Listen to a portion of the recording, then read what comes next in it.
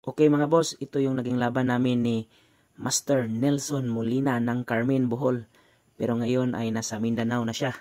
Shoutout sa iyo, Idol Nelson. Magkaibigan po kami ni Nelson mga boss. Sa katunayan ay maraming beses na kaming nakalaro dito sa actual. Naglaro kami ni Nelson year 2022 nung dumayo ako sa Carmen. Unang dayo ko sa Carmen year 2021 pero wala pa si Nelson doon.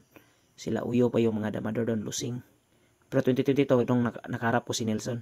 Magaling din ito si Nelson mga boss. Mga 5 beses na kaming naglaban dito sa actual. Pero ngayon nagchat sa akin. Buslar, paano ba daw maglaro online? Sure ako na na-encourage din si Nelson na sa maglaro ng online. Dahil sa mga upload natin na ganito. Pero yung laban namin mga boss, friendly game lang. Sinabi ko sa kanya, mag-install ka lang ng Dama Legend boss. Tapos nag-install siya. Tapos nag-practice kami. 4 games lang mga boss. Okay, ito na yung game 1 mga boss. Nag-313 ako. 215 si Nelson. 7-3 yung follow-up ko. Pakain siya, ganyan. Break agad yung formada mga boss. Pag 5-1 niya, 116 ako. 10-5 siya, 16-13. Pag 314 niya, 5-1 lang ako. Pinakain niya mga boss. Yan. Practical talaga. Tapos pag 6-2 niya, 6-2 din ako. Pag 8-3 niya, 2-14 ako. Pinakain niya. So, yan. Advance ako. 9-5 siya. 12-7 ako. 7-2 siya. Pakain ako agad mga boss. Pag 3-14 niya, 8-3 lang ako. Pag 12-7 niya, 3-14 ako.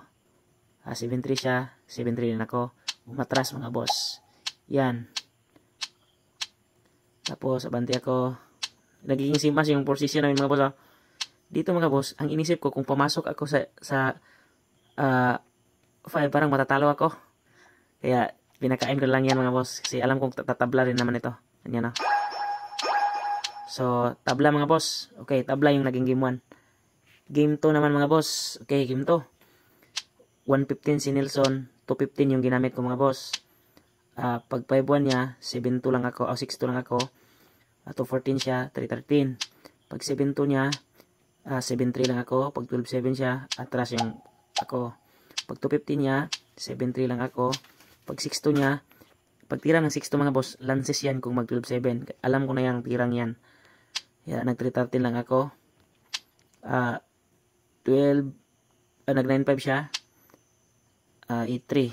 Medyo may pagkabuklan yung tirada namin mga boss. Yan, atras pa rin ako mga boss. Yan, pag tira ng 116 mga boss, 116 din ako. Pakain siya mga boss, kain. Dito, medyo lumamang yung position ko dito ng konti mga boss. Konti lang naman. Pag 6-1 niya, nag 12-8 ako. Pag 5-4 niya, nag 5-1 ako. Dito nagkamali si Nelson mga boss, nag 116. Napaka-simpleng lances lang naman pero nagkamali si Nelson. Kitang-kita naman yung lance mga boss, oh. Di ba? Napaka-basic lang lance. Pero di ko alam or sinadya ni Nelson kasi makakareal din naman siya. Baka yan yung plano niya pero ang inisip ko, okay lang makareal ka at least lugi ka naman ng isa. Nag 116 lang ako, nag 11-7 siya, 10-5 yung ginamit ko. Pag 7-2 niya, saka ko sinayang. Tapos 5-4 ako, 2-15 siya, tapos 9-5. Pag 14-15 niya mga boss, siyempre wala akong ibang magawa, atras lang. Yan, sa pagtira ng ganyan mga boss, dito ako natagalan. Medyo inanalyze ko ng konti kung paano ba tayo nanalo dito kasi medyo pag nag 8-3 ako, papasok na siya. Kapag sinayang ko naman, ganun pa rin. So, ang inisip ko, nag-sacrifice lang ako ng ganyan mga boss. Ganyan. Tapos nag 10-5. So, wala na pala siyang may ibang may tira mga boss. Kaya nagpakain lang si Nelson ganyan na. So, panalo pa tayo sa game 2 mga boss. Nakachamba pa tayo sa game 2. Okay, game 3 naman mga boss. 160 naman yung ginamit ko. 314 si Nelson. 5-1 ako. Kasi magaling talaga to si Nelson mga boss. Bookliner din to. 313 ako. Yan, nag-real. Pag real niya mga boss, 1613 ako. Nag 6-1. Maganda yung tirang 6-1. Akala ko mag 14-16 si Nelson. Pero nag 6-1 yung varisyo na ginamit niya mga boss.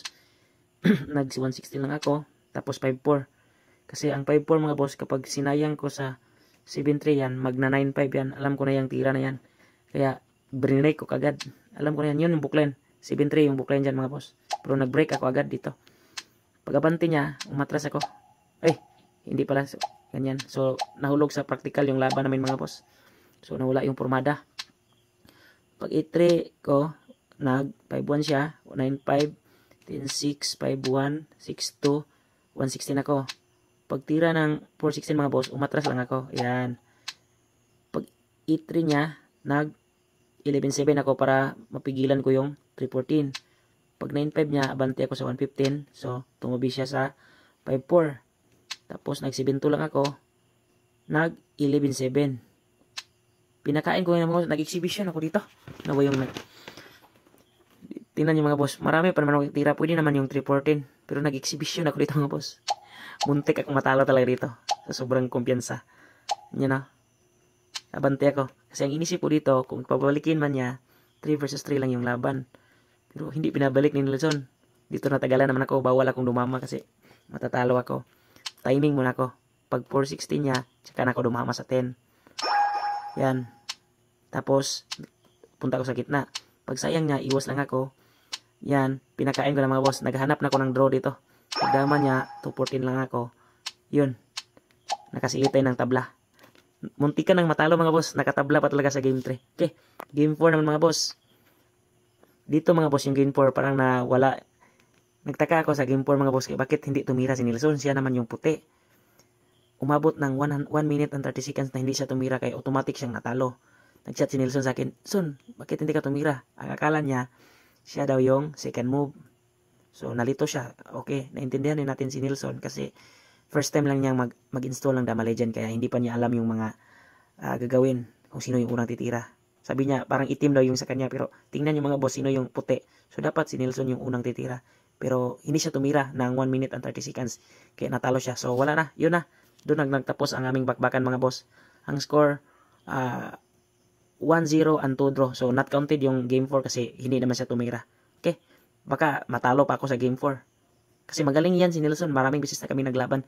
Saktual dyan. Minsan may panalo din ako. Minsan din may talo din siya. Okay? Hanggang sa naging magkaibigan na kami ni Nelson. Okay? Shoutout sa iyo, Boss Nelson.